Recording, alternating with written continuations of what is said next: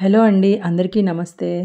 Time చూస్తే ఇప్పుడు 5:00 అయింది. ఈరోజు నేను చాలా తొందరగా నిద్ర లేసాను. ఎందుకు అంటే మా వారొచ్చేసి నిన్న వేరే ఊరెళ్లారనమాట. సో, ఆయన వస్తున్నాను అని కాల్ చేస్తే, ఇంకా ఆయన కోసమని చూస్తున్నాను. సో, కారొచ్చినప్పుడు ఇంక నేను గేట్ బయటికి వెళ్ళొచ్చులే అనేసి ఇక్కడి నుంచే చూస్తూ ఉన్నాను. చాలా చీకటిగా ఉంది. సరే ఎలాగా లేచాను కదా! ఈరోజు శుక్రవారం. బయట ఊడ్చేసి ముగ్గు పెట్టుకుందాం అనుకున్నాను కానీ, ఇంక బయటికి వెళ్ళే సాహసం అయితే చేయలేదు. ఈయనొచ్చేసారు. ఇంకా ఈయనకి గీజరేసేసి నీళ్లు పెట్టేశాను. ఈ లోపల వచ్చేసి నేను టీటీడీ ఛానల్‌లో లైవ్ చూపిస్తున్నారనమాట. మంగాపురం నుంచి శ్రీనివాసుని కళ్యాణం. సో, అలా చూస్తూ పని చేసుకుంటూ ఇంకా నా పూజ కార్యక్రమాలన్నీ కూడా ముగించుకుంటూ స్వామివారికి దీపారాధన చేసుకుని చక్కగా ధూపం నైవేద్యం సమర్పించి స్వామి అమ్మవార్లకి శుక్రవారం కాబట్టి చక్కగా పూజ చేసుకున్నాను. అయితే నేను బయట నుంచి ఏ పువ్వులు కొనడానికి కుదరలేదు. సో, మన టెర్రస్ మీద పూచిన పువ్వులే నేను చక్కగా కోసుకొచ్చుకొని చాలా తక్కువే వచ్చాయి ఈరోజు. ఇంకా ఆ ఉన్న పూలతో మాత్రమే నేను ఈరోజు పూజ చేసుకున్నాను. ఇంక ఇప్పుడు టైం చూస్తే 9 అయిపోయింది. సో, ఇంకా చట్నీ చేసే టైం లేదు. ఇంకా కరివేపాకు కారప్పొడి ఉంది. సో, దోసల్లోకి అది వేసేసుకుని నేను తినేస్తే మా పిల్ల, మా వారు చట్నీ లేనిదే వాళ్ళకసలు కుదరదనమాట. సో, ఇంక వాళ్ళ కోసమని పల్లీలు వేయించేస్తున్నాను. నెమ్మదిగా చేసేయొచ్చని. ఒక్క 2, 3 రోజులు మనం ఇంట్లోకి రాకపోతే ఎలా ఉంటదో అనేది ఇదే ఎగ్జాంపుల్ అనమాట. ఎక్కడ బట్టలు అక్కడ.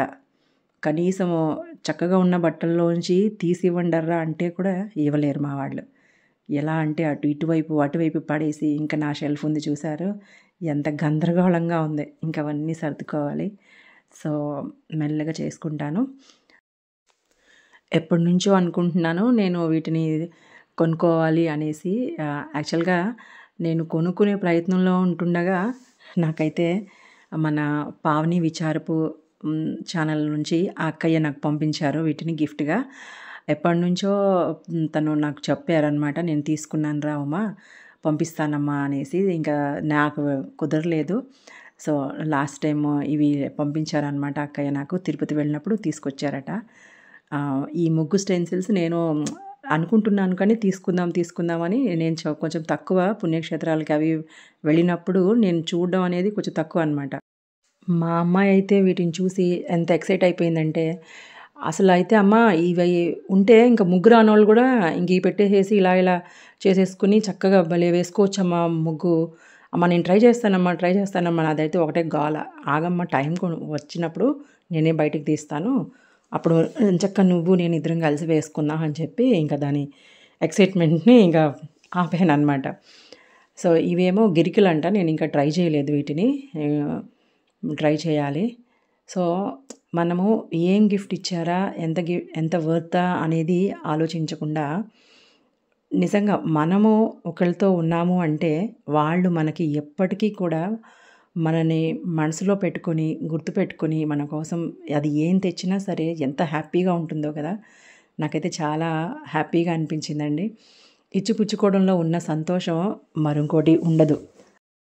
ఎందుకో అండి మార్నింగ్ లేచినందుకో ఏమో తెలీదు కానీ కొంచెం నిద్రగా ఒకలాగా అనిపిస్తుంది. పనులైతే అన్నీ అయిపోయినాయి.